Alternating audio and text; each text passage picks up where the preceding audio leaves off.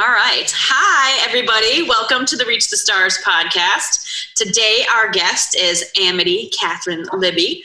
She is a paper flower artist and an educator and a writer from up in Maine. And she makes amazingly realistic things out of paper, and you'll have to go and check them out.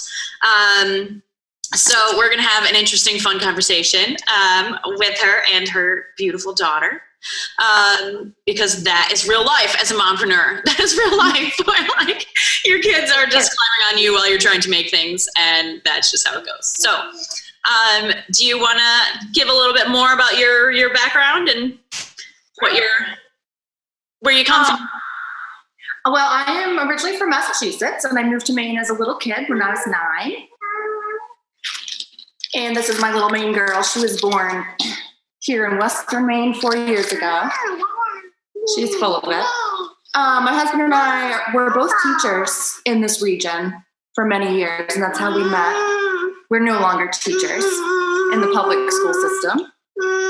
Zoe, it's Mom's turn. Can I take my turn, please? I want to take my turn. Right. What do you want to say about us? What do you want to tell them? What do you want to tell Johnny?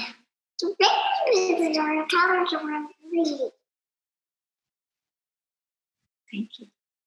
I do have an art degree in my undergrad, but mostly I've been teaching for most of my career. My last position was working for a botanical garden, developing curriculum for middle school kids. And it was statewide, and we did it all online, but I ended up visiting everybody's school. Then I had Zoe, and I started with the paper flowers thanks to the Instagram community. I fell in love with the visual, and then I realized the cost to begin was so low. Yeah, I could do it, and so that's how I started with paper flowers. Awesome. So, yeah, just a little bit about me. So as far as your paper flowers, your main jam doing them as far as income is doing workshops, correct? Yeah, so actually my main source of income are my video courses. I take how to make a flower, and I break it down into steps, and I record myself, actually just my hands. People usually don't see my face ever because I'm too lazy to put it on.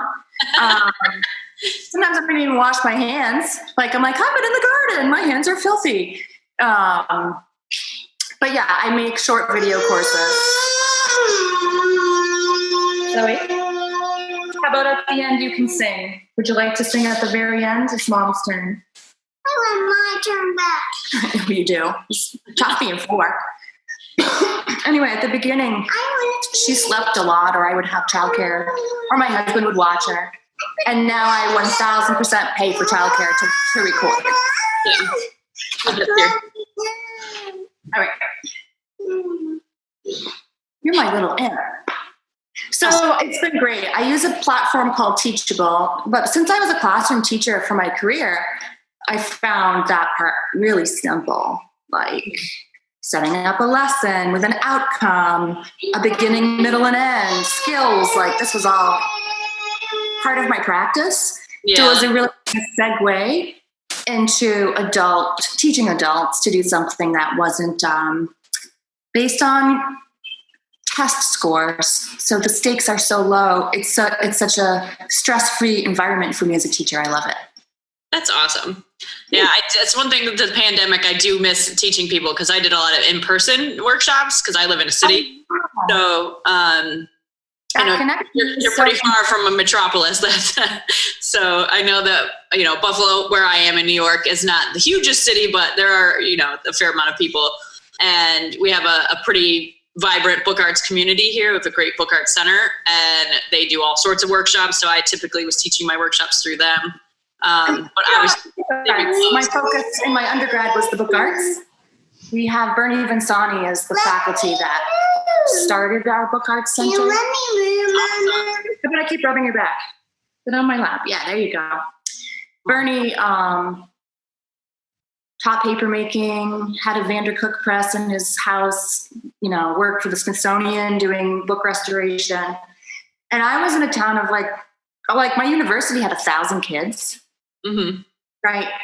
And we had access to this amazing guy who has since renovated my dorm basement into a book arts factory. I mean, it's amazing. Awesome. So I recommend anyone who's interested in paper at all, look up book arts places, because that's where you'll find like it's happening. Yeah, like, you'll find your people. Your people are there. They're making cool things. Exactly. Yeah, my undergrad, I went to Warren Wilson. It's outside of Asheville in North Carolina. And my main teacher there for book arts classes is Gwen Dean, and she was amazing. I mean, she just does so many things. She was teaching like drawing and illustration and printmaking and paper making and bookbinding and all this stuff.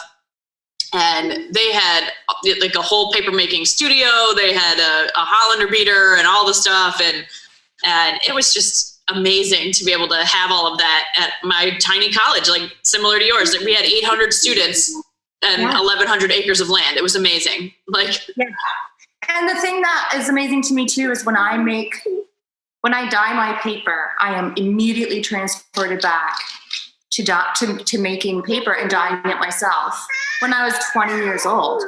And I'm 43. Yeah. So it's like, I'm still talking, okay? I was still talking too. No, it's not your turn. It's Mom. It's my turn. I think you think it's your turn. You're a biscuit. How on earth can it be your turn? Because it's my turn. That's what I was saying. So the joy I felt at that time, as you know, you get older and you get a little jaded, right? And all of a sudden I'm like, oh my gosh, it's the magic. Right? So that's why we do it. It's like, yeah, it's magical. It feels so good to transform something so basic into something so, amazing. Yeah, I mean, that's my favorite thing about working with paper is that it's so versatile. There's so many things you can do with it. And I don't know, I have this quote on my website that when I'm talking about paper, that there's just something about handling paper in general that like sends me to the moon and brings me back to earth at the same time. And it's like, it gives me that space to like be in limbo where like there's like magical things that are like coming and going simultaneously. I'm all about it. And it was the same feeling for me when I first got my paper making set up, because I hadn't worked with a Hollander beater since I was in college. And I ended up finding somebody selling their whole entire studio on Instagram in the middle of the night when I was up nursing my baby and trying not to fall asleep scrolling on Instagram. And I immediately emailed them. It's like, oh my God, what have you got? I want all of it. And I ended up buying every single thing that they had and my husband traveled to Indiana, rented a truck, loaded it all up and drove it all back here and set it all up. And as soon as he got it ready, I was like, take this baby, I'm making paper. And yeah, I remember finding on like, before Craigslist, we had like Uncle Henry's. People would be like, I have this old printing press in my garage and I can't move, come get it. And we would, these little, we ended up with 2 Kelsey Excelsior presses, which no longer, those things weigh so much. Yeah. I've moved with them. But yeah, anytime I see presses online or people doing paper book, printing, I get so excited. Can you bring those down to the floor, please, and have all of them? They all need you to sing. All of them. Which one is going to be the baby? Who's the daddy? I don't want the daddy. Who's this one? I want this one. Do it. So Good job. Probably go put them to bed. They must be sleepy. Yeah.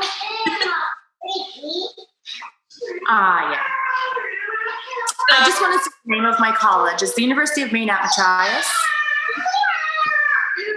It's small, but it's on the coast of Maine, which is a mecca for artists. So you can get a really valuable education by osmosis for pretty cheap. You just have to be willing to live in a really small, isolated, beautiful, stunningly gorgeous place.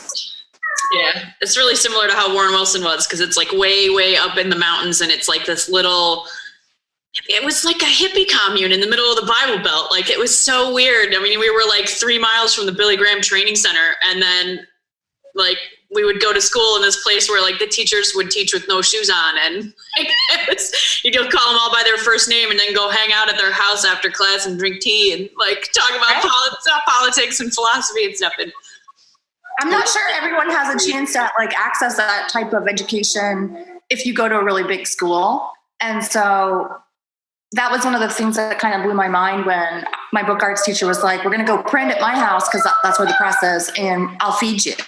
And the class moved, we went to his house and he fed us while we kept earning credit, and it was, this is amazing.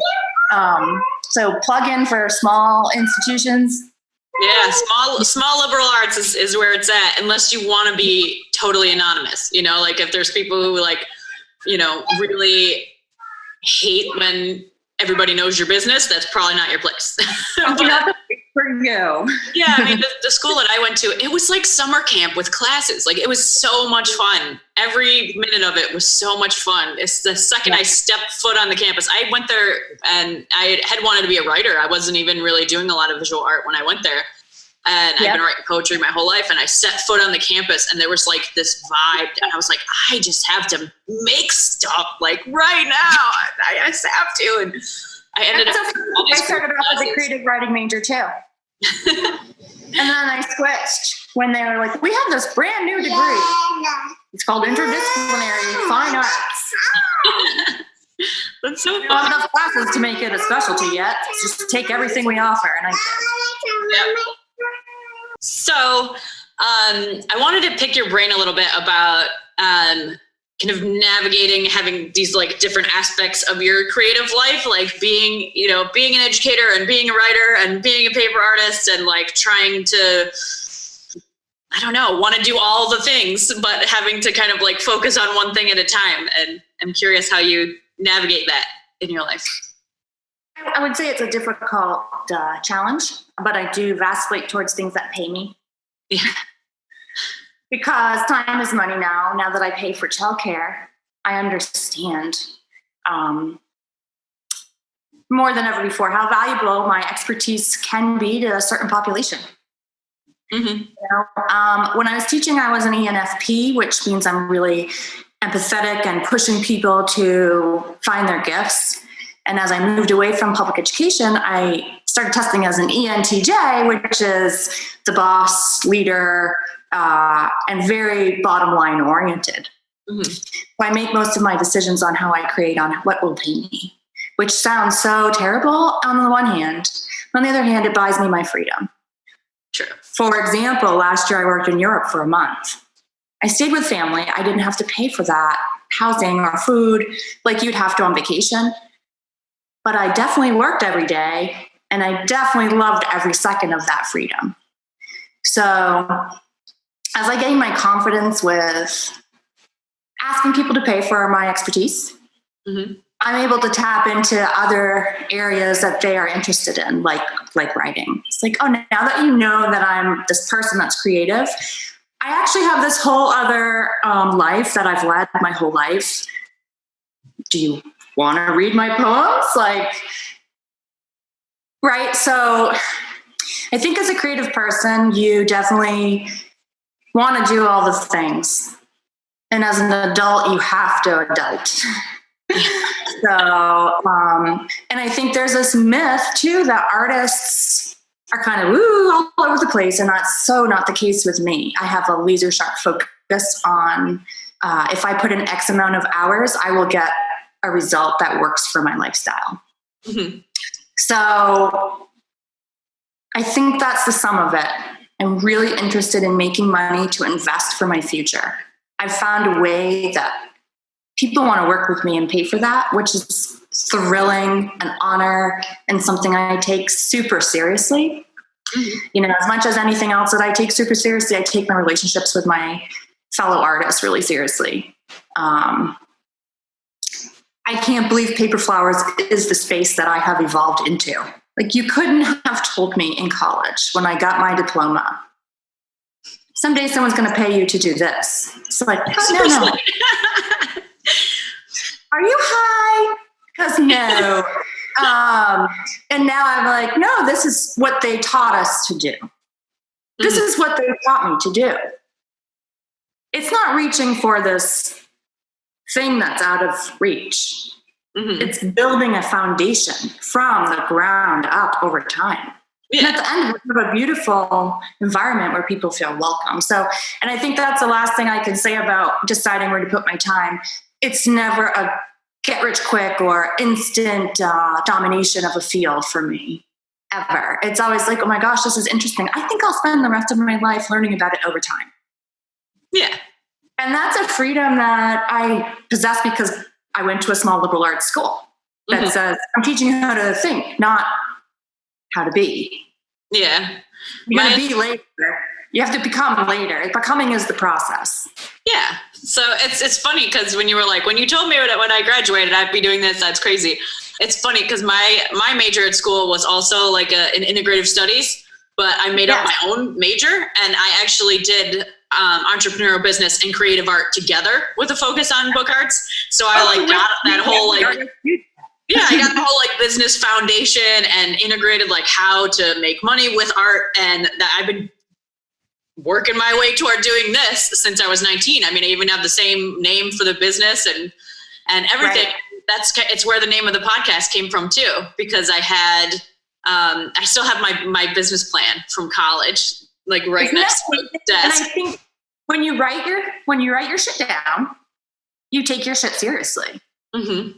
Art is something to be taken seriously. It's political. It changes people's perspectives. It makes you think twice if it's really good. You don't even have to agree with it, right? It is transformative to both the artist and the artee, right? The one who received it or views it. And so it behooves us to say, yes, take it seriously. Yes, the means within you is so fucking worth it.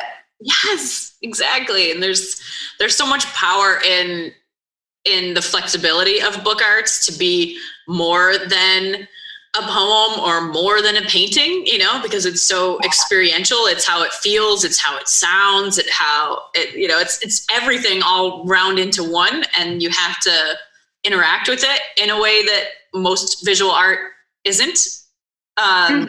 And I think that's my favorite thing about it. As soon as I learned about artist books and that they were a thing, that you could have the form and the design and the words and the images and the materials all work together to make this bigger concept, I was like, that's my jam. I want to do that. So, and I'm pushing the envelope with paper flowers because I want people to see it as an artist book. It's not just a peony. How can I tell a story with it? And I'm totally there. But that's my goal, is to be a visual storyteller. But I need to make 5 billion flowers before I can lay it down. Yeah. Yeah. And I mean, I've taken some of your courses, and I love the style that you work with, and you just kind of say, you're kind of like the Bob Ross of paper flower making. You know what I mean? You're just if that one falls off, you'll just glue it back on later. It's okay. Because the paper flowers typically look more real if you don't make them all exactly the same way. And if they're just that one's pinched a little bit different over here or whatever, they look more like real flowers, because real flowers don't all look the same. The environmental factor is what I always factor in, both real and paper. I'm the environment when it's paper, and I will screw it up. If there's bugs eating my dahlia, that's going to screw up my outside flowers. So I think it does make it look more real, for sure. Yeah. Embracing it. No, the environment is totally impacting this. Oopsie. So I also wanted to ask a little more about navigating, running your own business as a mompreneur, and the way that the world is set up right now, which is unfortunate, is that if men go to work, they're not made to feel guilty for taking time away from their kids and their family, because that's what's expected. And that there's all of these pressures on moms to, if you're a stay-at-home mom and you don't work, then you're lazy and you don't contribute to your family. And if you go to work, then you're neglecting your kids. And how do you kind of navigate being in the middle of all that? Yeah, I definitely have pushed myself into what I consider to be the best of both worlds. I did start back in a K-12 position after my child was born, and I did enroll her in daycare, which was good for us simply because of our location. Like, I have no neighbors. Like, I can't even see a house from where I live. So she has to see other children, right? She just turned 4, so school will happen for her eventually, and she'll get it that way. But so in the beginning, I thought to myself, this is great because my child needs this, and the stability of this paycheck is what makes me feel good. Then the shit hit the fan with the Kavanaugh hearings, and I just had a mental breakdown where I went into the woods for 3 weeks, took time off from my K-12 job. And at the end of it, I came out and I told my superintendent, this system is broken. I have some ideas on how we can fix it. You may take me or leave me. And she said, I think we should leave you. I said, okay, love you, bye. And that was the point where the dam broke in my life, where I said, it does not matter anymore. I have to stand up for what I believe in, because my daughter is watching me. And I think that's one of the most empowering things mompreneurs can have, is their child watching them. Mm-hmm. So again, that's my inner compass. I have to make decisions based on what's good for my kid. That is not always a popular decision, even within the dynamic of my marriage. Mm-hmm. But again, I have to keep showing up and say, I have to be calm, and I have to be clear, and I have to state what I need and how you can help. And if you can't help, I'm happy to do it myself. Right? Yeah. For my husband, that has been a very direct conversation about, if I put 20 hours a week in, I will get X amount of dollars out, and I can pay for this thing that we have decided is important for our lifestyle. Mm-hmm. That's taken years to have that conversation without a little bit of, but I'm busy. It's like, no, dude, I know you're busy. I would like to be a little busy too. Yeah, seriously. Seriously. And so he has come to this place, and he's a pretty, woke man. He's got 2 younger sisters. He's been through a lot of, male-female relationship stuff because he lived with 2 girls, right? And it's, again, coming back to him and saying, I just need this, and I don't have to justify it to you right now, but I do need to ask you for help to get it done. And then we can come back to it and process it. And I do get the time that I need, which has been amazing. Having said that, I am not the primary breadwinner in my family. Yeah, me neither. So I take a lot of time to express my gratitude that because of his support, I get to do and say a lot of stuff that if people don't like it and they want to leave, okay. Your economic support doesn't affect my bottom line because my guy's out there hustling. And so it's a give and take in our relationship. He understands when I put the time in, I get the money out, which helps our big picture of success. Yeah. Now, in terms of other things, I would say my peer group, my friend group, while they love and support me, it's like those memes where it's like, what my mom thinks I do, what my friends think I do, what society thinks I do, what I actually do. I cannot paint the picture for them. They already know me as I am. Mm-hmm. It's the people on the outside are like, oh, your life is so amazing and beautiful. It's like, and you're like, it's so hard. I'm so tired. It's laundry and dishes. And my husband asking, why is the house not clean? And me going, because I was busy. Right? Yeah. And it's just a constant conversation, honestly. Yeah. I definitely have a hard time navigating that sometimes because he's very creative too. And he works his full-time jobby job, and it's a little bit creative. He's a carpenter, so he gets to actually build things with his hands, and he's active all day long, but he works for somebody else, so he doesn't get to make any of the plans, and it's definitely not what he wants to be doing with his life. So our kind of 5-year plan, which is turning into more of a 10-year plan, is that I've actually not been paying myself hardly anything at all and just investing all the profits back into my business so that I can scale it more. So that within a couple of years from now, when both our kids are in school full-time, if there is full-time school, please let there be full-time school. then I'll be able to pay myself a salary that will replace his salary so he can quit and he can do his creative stuff too. And, I think that's I applaud that method. I think anyone who is in our position where we're the secondary people and we have an income, I had my net profits last year were $11,000. Okay. And I did not pay myself $11,000. That $11,000 is on the roof and in the basement and in the ground. And it's invested in our lifestyle and my business. Yeah. $11,000 is a lot of money to have to invest in your stuff, right? And I didn't make that type of money until I made that decision to scale. Like you said, scaling costs money. You have to invest.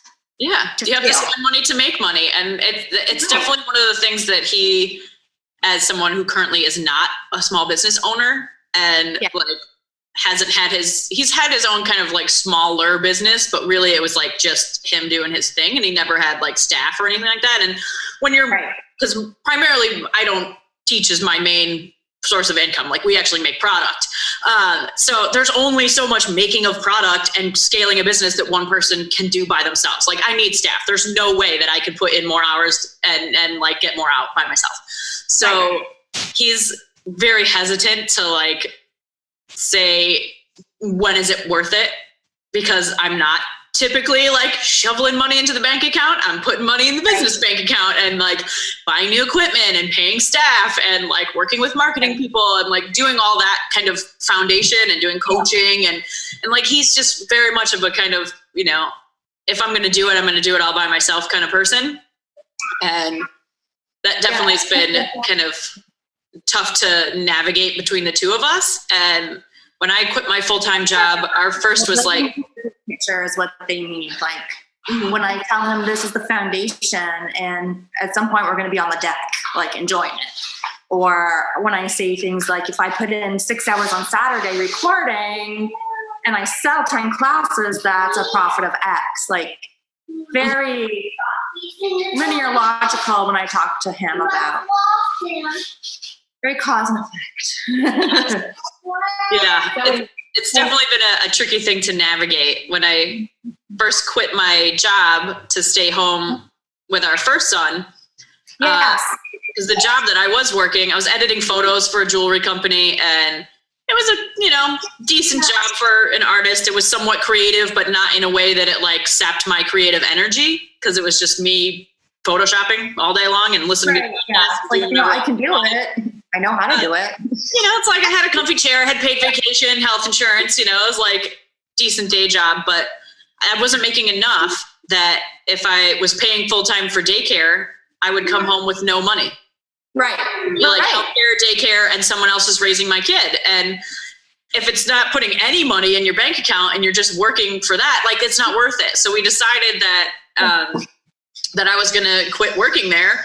And our first conversation that I had, it was for the money I make for what I do,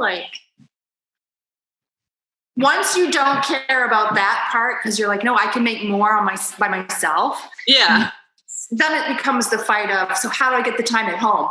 Yeah, exactly. And I was just we definitely had the conversation that I was saying, are you sure that you're not going to resent me for not having a paycheck for quite a long time? Where, it's going to look like I'm putting in a ton of effort for a long, long time and not getting a lot of tangible outcome right away. And it's well, if you made more money at your job than I do, then I would stay home, but you don't. It doesn't make sense. So just stay home and do your book thing. And it's been weird for me because my mom always worked. My mom worked 5 part-time jobs and still had less than 40 hours a week, but she was out of the house for 60, 75 hours a week because it was 5 jobs in the same building. And it'd be 3 hours at that job and then 2 hours in between and 3 hours at that job. So she's there for 14 hours and gets 6 hours worth of work because it didn't make sense to drive home in between. And so I grew up with like I had a lot of parents. Both my parents were married to other people when I was born. Okay. I was wondering about that when I saw your posts. Yeah, my family's a little weird. And I'm very blessed to have had all of these different parents in my life and different aspects of my family. I was with my mom from Monday to Friday, and then Friday night and Saturday night, I was with my one dad, and Saturday night and Sunday, I was with my other dad, and then I'd go back to my mom's house. So I got to see like the life of being a kid that lives with a broke single mom most of the time. And like that she wasn't there a lot because she was working, and my brother and I were home alone, and we were, 8 and 5 and we were alone. And that's just not okay now, apparently, but like that's the world I grew up in. And then I'd go on the weekends to my dad's house and acknowledge that, right? Like we have parents who hustled so hard and you still can grow up impoverished. Mm-hmm. Right? Yeah. How do you break that cycle?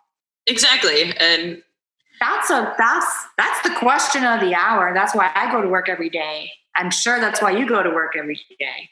I do think I want my kid to go to work every day, but I don't want her to feel ever that she's insecure. Mm-hmm. Because I had to work 60 hours at 5 jobs, which I could very well be your mom. Exactly. Right. Yeah, and my husband's family, I mean, his parents were just barely out of high school when they had his older brother, and by the time he was born, his parents were like 20 and 21 and had 2 kids. And his mom was a stay-at-home mom until his youngest brother, he's got 4 other siblings, so there's 5 kids, and she was a stay-at-home mom until his youngest brother was just about done with high school, before she even had a job doing anything in her life. And so he grew up with this kind of, stereotypical family where like the dad is working all the time and the mom is always there and the mom does everything and she's super involved. And I grew up pretty much like I knew how to make myself macaroni and cheese when I was 6, and like he just didn't have that as his family structure. So when he's like, oh, just stay home and do your book thing, I was like, oh, awesome. I finally get a chance to like do the thing that I've been dreaming of doing since I was 19. I want to be doing this full time forever. And now I actually get a chance to do that. And he, in his mind, was like, oh, you're going to like keep doing the occasional craft show and making some stuff. And mostly you'll just be like doing what my mom did. And like, we like did not have the right conversation when that started. And it has caused some friction, but I mean, we're at the point now where like I'm working in a 2,000 square foot studio. So like something is working, you know what I mean? It's not also not, but it is hard to like match up with the expectation. In our relationship about the dynamics we grew up with in our family. Zoe, I need you to let mommy have her turn. I'm going to hear my kids. I hear them. They're coming down the stairs. We're both one of 6. We're both from blended families. That's what it's like. Yeah, that's totally what it's like. You're like, oh, I'm doing something. And they're like, no.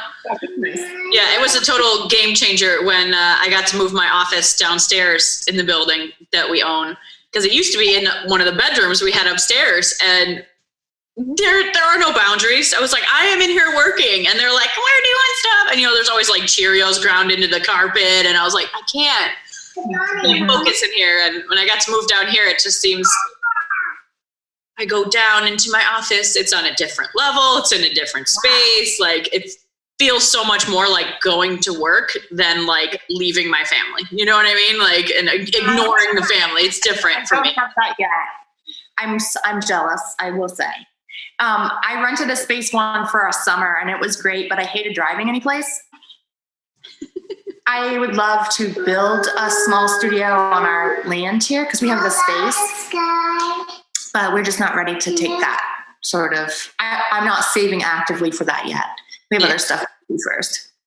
Yeah, it just kind of, it's weird because when I was in college, I remember I had this like someday dream that I was like, someday I'll have this really awesome like studio space where I can make stuff and I'll have a place to make paper and I can hang out with my artsy friends and do like read poetry and like have this cool space and I'll live above it with my family. Wouldn't that be awesome?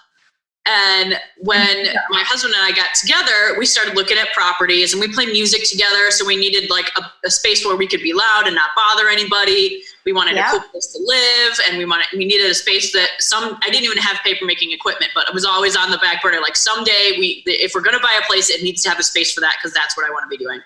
And so it had to have like somewhere I could get the floor wet that wasn't like 4 feet tall. Right. And he's an oil painter too. So he's like, I need a place where I can have a studio and have his carpentry shop. And if we could have tenants and get rental income, that'd be great too. So it took a long time to find a space that had all of that in it. And as soon as we saw this building come up, I was like, babe, this is the spot. This is the building. It's got everything that we need. And he's like, stop trying to look at it. Don't even look at it. It's out of our price range. We can't afford it. Don't do it. And then they ended up lowering the price, and I was like, let's just go look at it.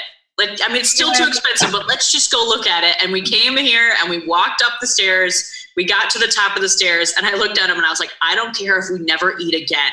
We need to make this happen. And at the time, it took us almost 5 years after owning the building to be able to have my office moved downstairs. Where we had saved up enough from having the tenant in the front space, and we got a grant to do a bunch of work on the building through the Main Street grants. Oh, nice. Thanks so much for that. And we got to, the storefront space that I'm in now actually was one big, huge storefront space. And we used some of the grant money to put up a wall and make 2 storefront spaces. So we still have a rentable space, and then I can offset the cost of my own office with the other space. And then we have other tenants that are in the back too. So it's like a whole kind of family style building. That's awesome. Had we not gotten that grant, I mean, it was like you invest a whole bunch of money up front and you get 3/4 of it back. So it was an expense, and, you know, it meant that we couldn't pay off some other things, you know, as soon as we wanted to, but it definitely was like, and it was weird because I'd always had that kind of dream in the back of my head that like, wouldn't it be awesome someday if that happened? And then I had moved all my stuff down into this office, and I sat down on the couch and I looked up at the ceiling and I was like, oh my God, I did it. Like snuck up on me that like I had manifested this dream, and then like, here it is. And, you know, I could not be doing this the way I'm doing it now were it not for my husband making those sacrifices. And he is really awesome. And I am super appreciative that he is willing to do that, but it definitely has been like friction between us that I get to do what I love every day and he doesn't. And that's hard. It is hard to navigate that. I think in our dynamic, encouraging each other to, Zoe, take your song and dance show downstairs, would you? Thanks. Encouraging each other to quit the K-12 game was the biggest thing. Just like, no, if you want to give up that security, I'm okay with it. And so I get to do that first, and then I encouraged him to do that. And like, we're both so much more relaxed, and we both have the capacity to make more money now if we choose to. And things aren't like, we're not wealthy. We just keep working hard and putting that money into the long term. What does he do now? So my husband he has a really cool job. He works for one of the only state certified distillation labs. So he works as a distributor. He goes to cannabis farms and collects cannabis flower. He brings it legally to his lab. Everything is tracked by the state. They process that into a value-added product. And if it's your brand, they'll brand it for you. If it's your product, they'll brand it for you. But they also grow their own, so they brand their own. And then he distributes those value-added products to a network of, we don't call them dispensaries here. No. They're called Caregiver Stores because Maine, legally, you can have a caregiver for your cannabis medicine. So basically you get your cannabis card here, and then you go to most people would call them a dispensary, but we also just call them weed stores.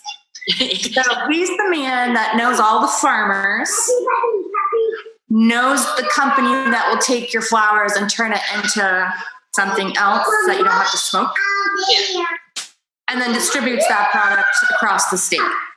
That's so cool. He has multiple sclerosis. So he's been a user since he's been diagnosed. Mm-hmm.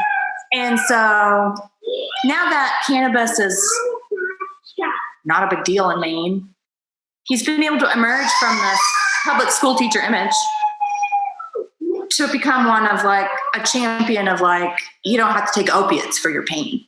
Yeah. I couldn't be prouder. That's awesome. Know? He's amazing and he works really hard.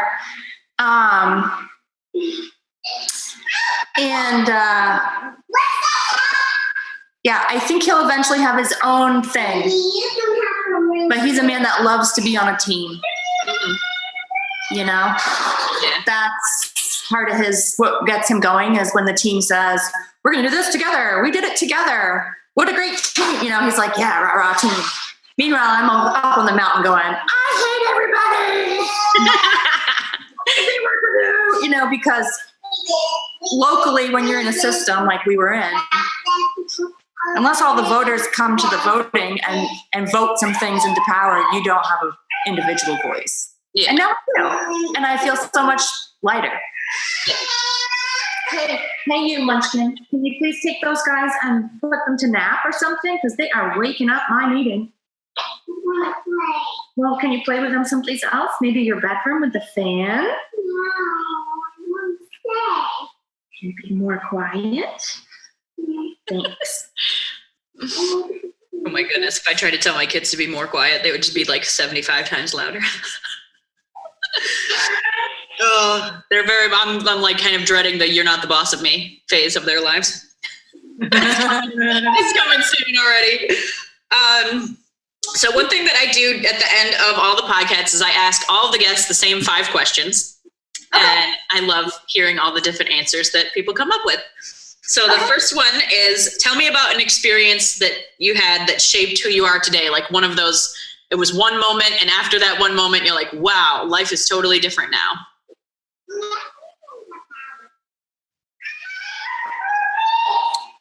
I would say for me, that first time that happened, I was an exchange student. I was like wicked young. I was 15.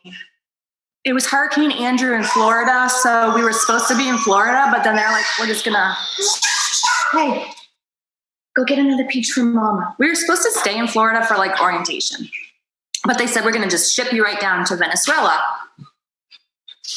And it's gonna be a rapid process, and we don't usually process you this quickly. But anyway, here we go. We can't stay in Florida because it's, you know, the hotel is full of hurricane refugees. Okay, fine. So we get in another plane, and then we get on a bus, and we get on another bus. And, you know, it's like a long ass day for a 15-year-old kid from the sticks. Mm-hmm. So we finally roll into this conference center in the mountains of Caracas. Like, we get off the bus, they open the door, and there's like 300 people in the room from all over the world, of every color, speaking every language. And they let out a cheer. And they said, we have been waiting for you to complete our group. The Americans came. The Americans are here. And it was like the United Nations party time. Mm-hmm. And I was just like, whoa, I just went from a town of like literally 50 people on the Canadian border, mm-hmm. where everyone is either white or, you know, Passamaquoddy, indigenous to this land. And now I am here, and it's like a worldwide dance party with a bunch of kids my age that are different from me. And that was my, like, I did it. Like, you're in your basement going, I did it. I was like, I got out, you know, this is it. And that just really, you know, you talk about neural pathways being opened. Mm-hmm. For my developing brain, that was a neural pathway that I was like, yes, I'm going to go down this rabbit hole for the rest of my life because I am now a global citizen. Mm-hmm. I have been invited to this party, and even though we were the last to arrive, here we are, and they've been waiting for us.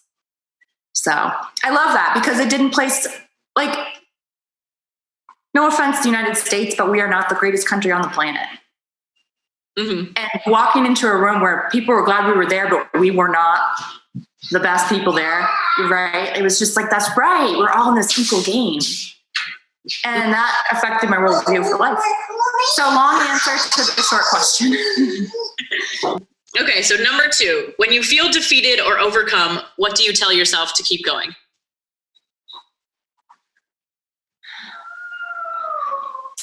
Mostly when I'm in that space, I have to go outside. So I tell myself, go outside. It always works, doesn't it? It does. And it takes me a long time to be like, just go outside. But then I do feel better. Me too. Even if it's just for like 2 minutes, it's just like, oh yeah, there's more than this. Yes. A lot more than this. Tell me about a way that you overcame a failure or a mistake and what you learned from it.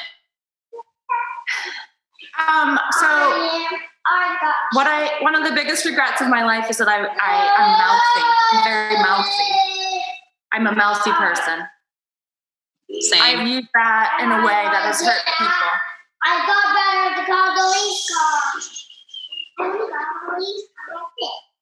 I applaud the girl who told me to my face, you're being a bitch and I don't like your behavior. And I said, tell me what about me don't you like? And she broke it down. I had never heard it put that way. That changed the course of how I treated other people. Sometimes you just gotta take it. And I had been giving it for so long, I needed to take it, and I took it. So sometimes you just gotta take it. I definitely had a similar experience too, where somebody like called me out on my bullshit, and they were publicly in front of a lot of people, and I was like so embarrassed that like my ears were ringing and everything looked orange, and I was like, oh my God, I'm like literally going to die from embarrassment right now. But it really totally changed the way that I present myself to other people. And that I'm just like, if you're not going to be true about who you are to other people, like why even bother being?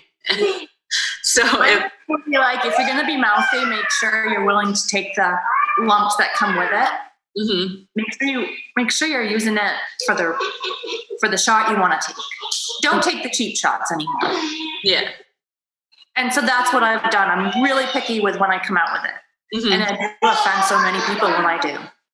And I'm able to say, I picked this shot for a reason. And here they are. As opposed to, you're right, that was really petty. Yeah. So I think it's really hard when you have a lot to say and are very opinionated and you want people to hear you, but maybe your motives aren't what they should be. Yeah. Yeah, like let it mull around in your brain for a little while and make sure that it's like the right way and the right place and the right time to let that animal out of the cage, kind of. Yes. Yeah. Yes. Yes, it's like the number one reason that I play music in my band, and that's my outlet, because I was like, yeah, we can unleash the beast together and have like this unified front as like, this is our message that we're putting out there, and it's not just me, and we're sharing it out to people who are going to learn from it, or who already are on that side of the fence and are really appreciative that they're not the only ones who feel that way. So it's been great having that. Yeah, we could go into this topic for a long time. I've learned a lot from other people calling out my behavior. It takes a really strong person to do that. It does, for sure. Okay, so number 4. What is one trait or habit that's most responsible for your success and keeping you on track?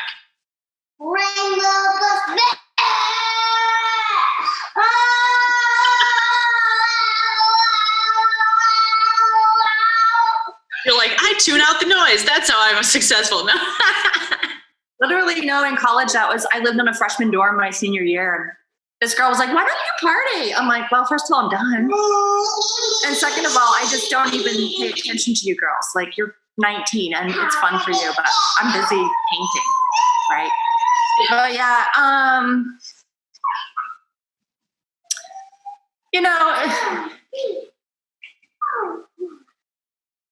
the best thing I could have done for my muscles artistically was when I was an exchange student, I made a commitment to write every single day.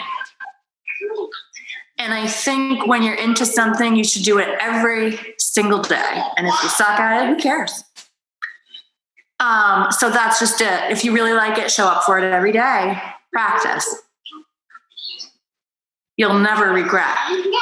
You will never regret the time you put in showing up for something that makes you feel alive. Oh, I love that. I want to like make a shirt that says that. You should make a shirt that says that and put it on your website. And I'll buy it. My website's going to have a shirt that says Oxfo Comofo.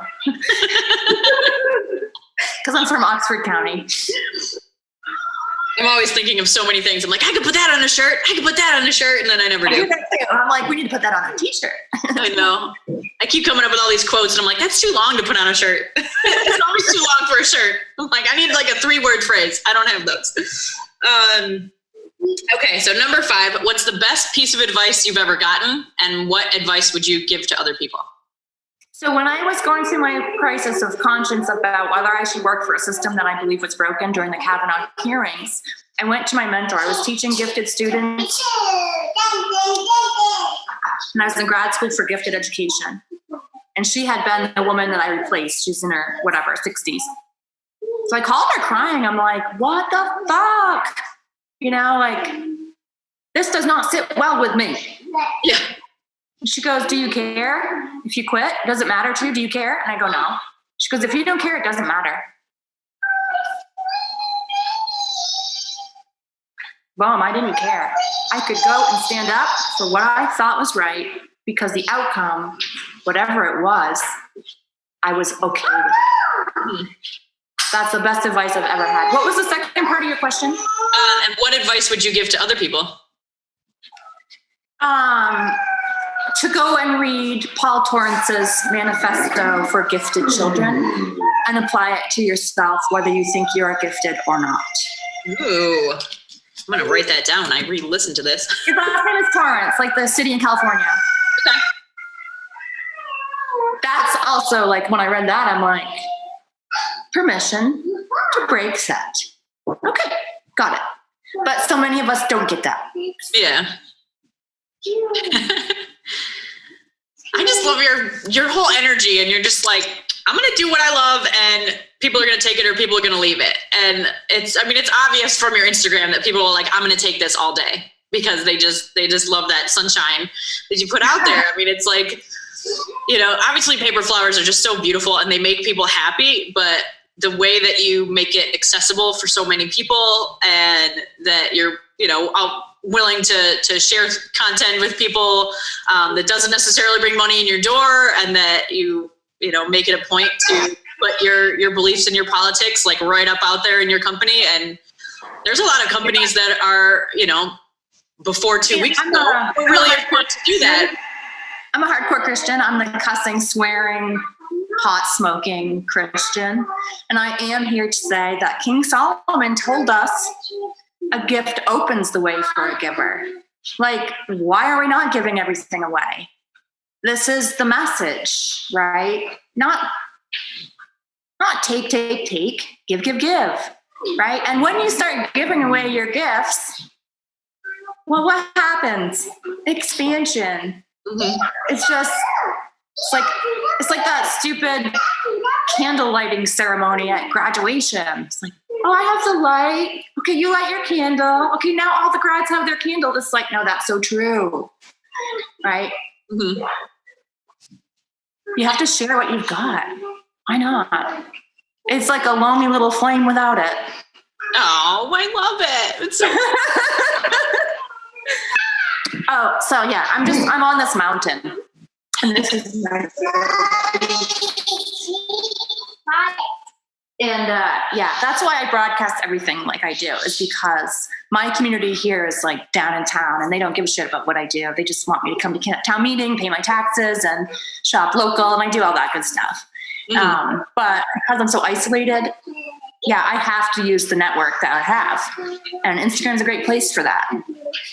So I think that's how we found each other, is probably Instagram. Yeah, definitely. I mean, just being able to connect with people anywhere in the world at any time. And, you know, I know it sounds so hokey to be like, Instagram changed my life, but like Instagram really did change my life. I mean, I wouldn't have my papermaking studio had I not been trolling Instagram in the middle of the night, searching for hashtag papermaking and seeing what everybody else was doing.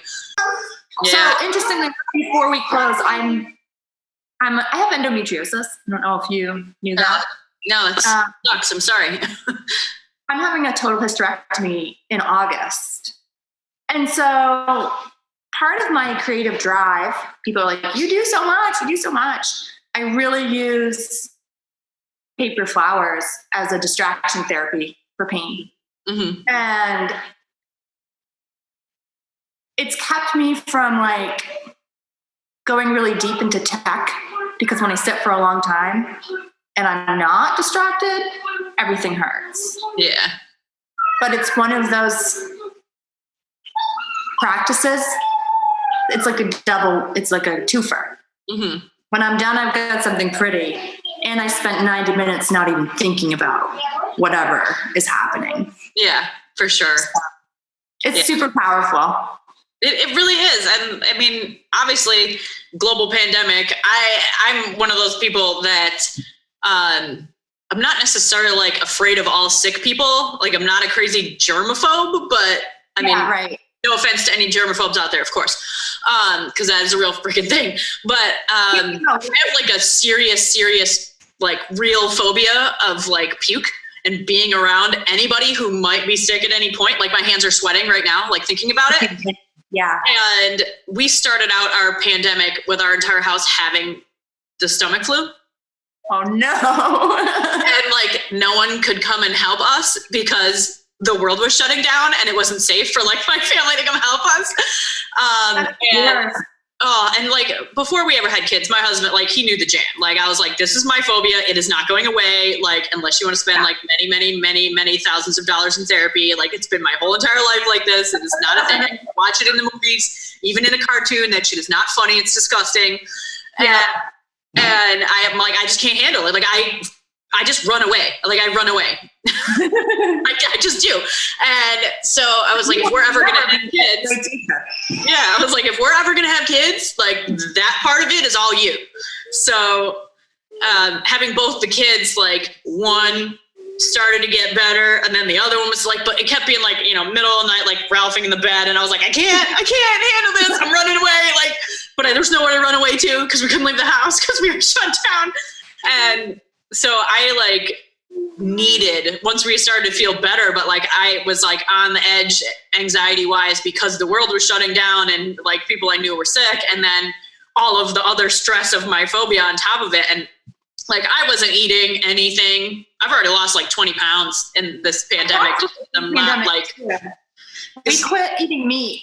I was like, I'm not going to get stressed if I can't find a friggin' pork chop. So I'm just going to give up pork chops. And my husband was like, good idea. And so we did have meat during pandemic, but like on Sundays we'd have bacon, or he'd pick up a couple of steaks. Yeah. Right. Once a week. And we both lost weight. We were like, oh my gosh, as horrible as the situation is worldwide, it's caused us to change our life. Yeah. Which is not a bad thing. Yeah, it was weird because like the first 10 pounds of it probably was like not intentional, and it was totally like losing weight because, well, having the flu and then being like insanely stressed out and not able to eat and not able to sleep. And for me, like, that is my number one stress response. As soon as I'm stressed, like, I am not eating. Like, that's just right. That's just how it goes. So being in my studio and my staff was all like working remotely, and then they got other jobs. And for most of the first like 2 months of the pandemic, it was just me working my ass off in my business to keep it open, because I was like, I have nobody. And people kept ordering things from me, which is amazing. But I was like, I have all this stuff to do, and like navigating all of like the federal loans and the grants and stuff like that. And I was doing all of this, and my husband was laid off because they closed. So he was home with the kids out in the field in this time. Yeah, and like he was being like doing all the things that I had been doing, and I was like working 60 hours a week, like he had been doing. And I mean, I just ended up losing a lot of weight because I was just in my office for so many hours, and there's not a ton of food down here. But I just noticed that like taking the time and like learning new flowers, because my assistant had been physically making most of the flowers that we've been doing and stuff like that. So getting myself into it and like taking your peony course and like actually like doing it myself. And the Festiva Maximo one. Oh, you did? And then the other one, the big, huge, giant one that you gave out for free. I think sunflower? Nice. No, not the sunflower. The giant, huge peony that had like the I can't remember. It was only up for like a couple days. You were like, do this and then share a picture of it. Oh yeah, nice. Yeah, so I did that one, and then I bought the one with the Festival Maxima in it, that whole little package. And just doing those and like just making the flowers, it like helped me to just like, I didn't think about the world ending while I was doing that. And I was like, oh, this is so great. I could just keep doing this all day. I need to. Yeah, and that's my favorite part when I'm in it. Of all the facets of my business, when I am able to lose myself in the process is my favorite. Yes. And you don't think about how to do it, and you're not thinking about, yesterday, and you're not thinking about tomorrow, and you're like, I'm very, I think paper arts in general is very zen. It's very zen. And it's like, if you force it, the paper gets ripped. And, you can't, if you're trying to do it, it doesn't work. You just have to do it. And that's my favorite part about it. But, paper making too. Like if you're rushing any part of the process, I mean, you have to do this part until it's done, and you do this part until it's done. And you have to like learn patience and learn to like sit in that space where you're just waiting for the water to drip, and you're waiting for the thing to wear, and you're waiting for the press to squish, and like you're just all of those things. It's like you just have to like be in it, and I just love that. This one, I dyed this one after I made it, and I used so much water that it almost like it took several days to dry.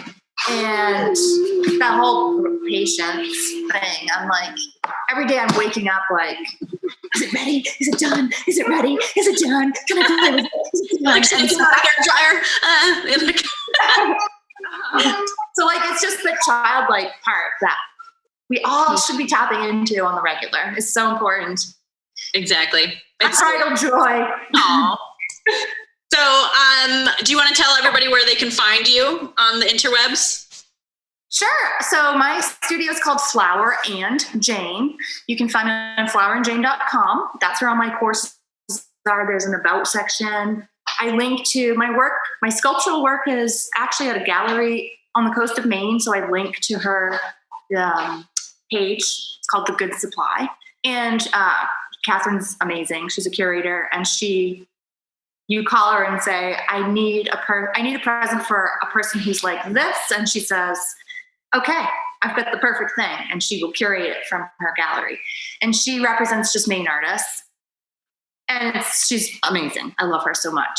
And then where else can you find me? I'm on Instagram as Flower and Jane. My husband and I have a small flower farm as well. And you can find us at Libby Ridge Blooms. We only sell wholesale, so sorry to anyone who wants to buy our flowers. You have to have a minimum order to order with me, because I'm not going out to pick one flower. I want to go out and pick 100. And you're like, I ain't driving down this mountain for nothing. Exactly. You hit it right on the nose. Yeah. How does that work? A lot of effort, There's a lot of handling in addition to my shipping. Right. We actually, my husband, since he's a statewide distributor, he will deliver. And a lot of weed stores buy my flowers, which is great. I mean, if you're in there for flowers, why not buy flowers? Exactly. That's how I think. Oh, well, thank you so much for being on my podcast and giving everyone a little glimpse into your world. And privileged to talk to you. I've always admired you. And I loved when you came out with your other account where you're spoken word poetry. I thought that was really not only brave, but beyond brave. It was like, yeah, keep it up. It's weird because before I was doing this, I mean, now in my life these days, since 2016, when I left my job, most people in my community now know me as the Papercraft Miracles business owner person. Yeah. But prior to that, my whole entire life, I had been performing, and I have been out doing poetry for the community since I was 12 years old. So a really, really long time I've been performing for people. And then I became MC Vendetta in 2003. So, 17 years of rapping as MC Vendetta, and like it just, as far as like promoting that a lot, that was always like, I love playing with my band. We're called Bloodthirsty Vegans. And once I joined the band in 2008, so it's been quite a long time that we've been playing as a band. And for a while, like that, it's the same thing with the focus. You know, it's like, what is your focus on right now? And I'm like, I love performing and I love music, but as far as like marketing poetry and making yourself known and heard in the music world, it's really, really hard to like make money as a poet. And I knew that, and say like as a student in college, which is partly why I wanted to come up with a way to make money off art, and so that I could support. Do you have an MFA? I don't. I ended up never going to get a master's degree. I feel like you should be teaching at that level, because I just feel like so many artists at the BA level, or the BFA level, and I'm sure they have it now because we're where we are. But we need more people who practice in the field to like teach in the field. It was funny because I talked to my book arts teacher, my guru, Gwen Dean. She's just so amazing. And I was in my senior year of college, and I was like, obviously I love book arts. Like, this is my jam. I want to be able to do this. And I said to her, I was like, what's the best school in the country to get a master's in book arts? And she's like, the Iowa Center for the Book, but don't go. And I was like, why not? And she goes, because there's like 3 jobs in the country, and everyone who has them is going to work them until they die. And she's like, you already know what you want to do. You don't need a master's degree to do that. You don't need to. Right. She's like, you want to have your own business and you want to do that. And if any of the skills, if you want to add to your book skills, you can go do like a 1-week residency at places and learn those other skills and take those things on and learn things online and, like kind of be a student of the world instead. And she's like, the only thing you won't be able to do is like, teach full time. But I was like, I don't really want to teach full time anyway, because I like teaching people, but it takes a lot of my energy to be in a room full of people who are soaking my energy up like that. And like, I need a full day recovery. Yeah, like if I'm going to be, I'm obviously a totally extroverted, like hammy kind of person, like I like the spotlight. I love that aspect to my life. But if I'm going to be giving my energy to a whole room full of people, I want to be up on the stage performing instead of educating. Like I want my performance to be the education, if that makes sense. So like like in a perfect world for me, like give me a TED Talk every day. Like, I want to do that. That's on my bucket list. Like, I want to be on that stage, like making everyone in the room have all their hair standing up because they're like, oh my God, we're all on the same wavelength at the same time. Like, I am in this, I'm feeling this, I'm learning from this, and I'm going to take it and not be the same person after today. Like, that's my jam, like the power of like one moment to really, really fundamentally change somebody's life forever. Like, I live there. I live in that zone. And that's why. Oh, that's awesome. That is awesome. So one of my friends from my undergrad went straight to Iowa. She didn't do the Center of the Book. She has 2 degrees, but I forget what they are. Anyway, she doesn't practice. She has an MFA. She has 2 MFAs? I don't know. Regardless, she does not do what she went to school for, and she actually viscerally hates it. Yeah, it's a tough thing because, I mean, I didn't get a master's degree. So obviously I can't teach on the college level, but I can always come and like be a guest speaker and probably make more for that one class than the teacher does because you're just showing up once. You don't have to do grades. You don't have to do any of that background crap. And you just get to like share your expertise and get paid for it, which I appreciate. But my husband and I are also like 2 of the only people that we know in our generation who have no student loans. It's like we paid them off. And like, I don't know anybody else who's paid off their student loans, like 0 people. Like 2 years, but I did it. My master's degree was paid for by my school district. Yeah, his was paid for. He went to UCSD and got his fine arts master's in painting, and he got a full ride to go there, and he was a TA, so he actually made money. He took 1 student loan to buy a truck, which you can't do anymore, and he bought a car with it, and he paid off. That was his 1 student loan. And I had a ton of scholarships and grants when I went away to school, which is why it ended up being cheaper for me to move to North Carolina and live on campus and go to this private school than to stay home and go to University of Buffalo and take the bus every day. and like live in my house. It was cheaper to move across the country to go to school. So I only had like $8,000 in loans when I graduated. And, you know, when I graduated, the first job, full-time job I got, I made $6 an hour at a gas station.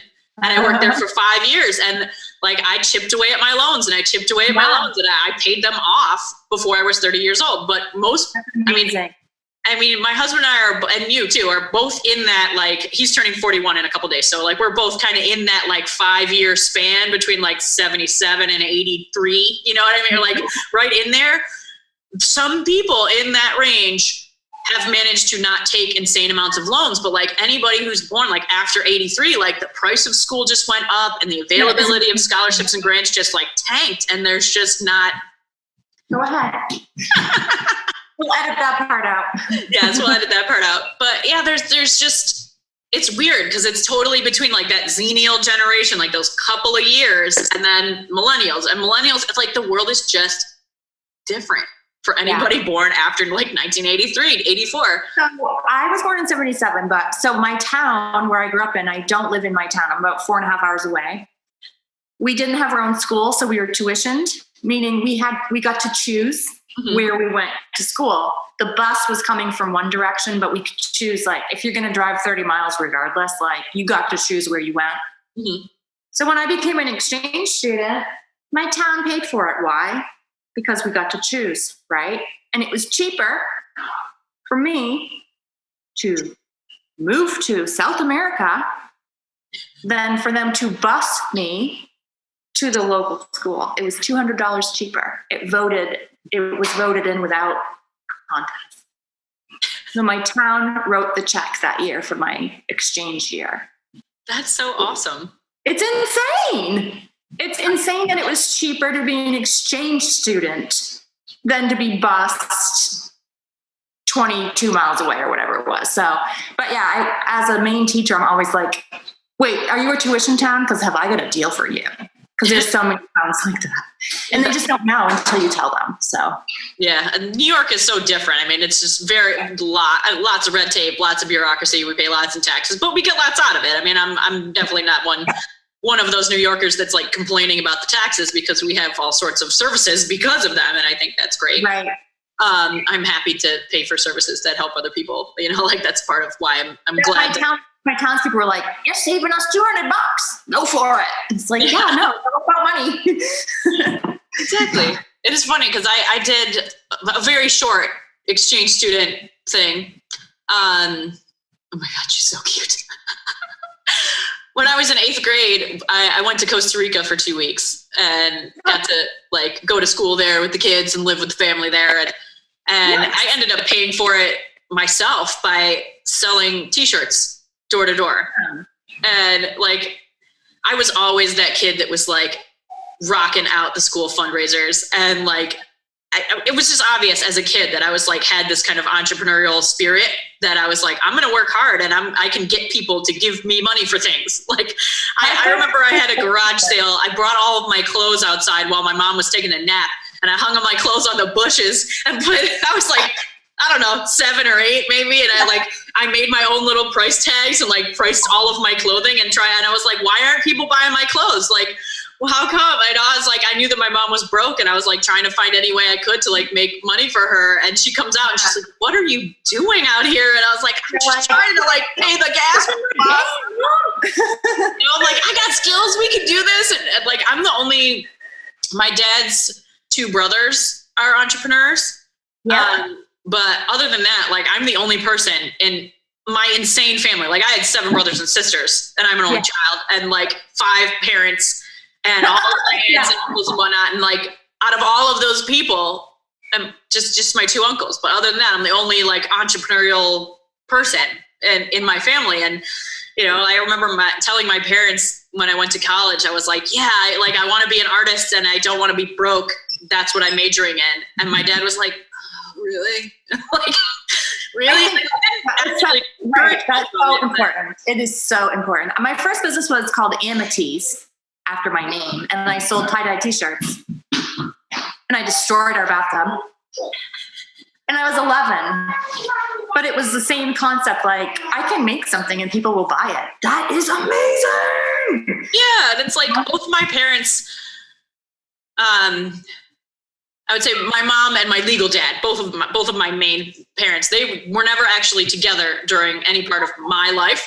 But they both had like creative things that they loved to do. My mom was a poet. She was also a paper artist, and she would do like these amazing rubber stamp collages and like little Gucko screen prints and stuff like that, fancy postcards and collage work and stuff like that. And she liked doing music and theater. She was just kind of like a jack of all trades as well. But I don't even think she ever made like a single dollar on like any of the art that she did, because she just like didn't have that business aspect to her brain. And she was all just like, I'm doing this because this is what I have to do. I love this and I'm going to put it out there.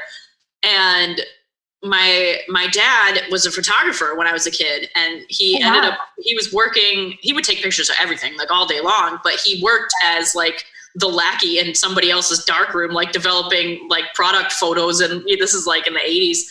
And he was making like super crappy money and like couldn't do anything to make money doing something creative. And he ended up going back to school to be a physics teacher. And he was a physics teacher in college until he just retired a couple years ago. And so knowing that growing up where both of my parents obviously had these creative outlets, and my other dad loved to play music, still plays music, and he's almost 80. But none of them had anything creative as their job in any way. And having most of my parents come home every day and be like, oh, I was done with work. Oh, just that going to work was such a shitty thing. And that it was such a huge part of their lives. I was like, I don't care what I need to do, but I need to not have that be my adult life. And the big thing was I didn't want to be broke. My parents were living their dream as an organic farm, which is great. But you don't make money farming. Yeah. And so my sister did it. She decided to become a corporate lawyer. Mm-hmm. Now she runs her own goat empire. She said, fuck being a lawyer. Yeah. Right. I'm going to do what I need to do. And that's because we grew up on a farm. She has a goat farm. And now I have a flower farm. Right. So, but I have this base business that pays me, that was my thing. I wanted to make sure I always had money for what I felt like I wanted at the time. Yeah. I'm going to make you some lunchy. How about some lunch? Oh, it's 11:11. It's time to make the noodles. Yes. Aw. Well, anyway, I could talk to you all day long, but I know that you have all day long, and I don't have all day long. I've got other things I need to be doing on my schedule. But thank you so much for this wonderful conversation and for starting my day like this. This is great. And let me know when it airs and if I can do anything else to help. Yeah, I definitely will. Awesome. Thank you so much. Thanks for listening, everybody. You can check us out on all of the places where podcasts happen, on Spotify and iTunes and whatnot. And there will be all sorts of info in the show notes. And thank you so much to my wonderful guest, Amity Libby of Flower and Jade. Awesome. Have a good day, everybody. A single interaction has the power to change your life forever. This is a place for the stories of those moments. Stories of pursuing dreams, overcoming tragedy and failure, of coming back to life after so much of what feels like dying, of continuing on with only a vision as a map. This is the place where those moments live on. Come sit by the fire, look up at the stars, and be forever changed too. Thank you for being with us on the Reach the Stars podcast. Our theme music is generously provided by Byrocratic. You can find him on bandcamp.com. Thank you to all of our current patrons, guests, and everyone else who helps make this dream a reality. We are so proud to be building this amazing community with all of you. If you love this podcast, please consider sharing with a friend, leaving a review on iTunes, and becoming a patron at www.patreon.com/reachthestars. Don't forget to subscribe to our YouTube channel to see the videos of these conversations. We'll see you next week. In the meantime, do something cool and tell us about it.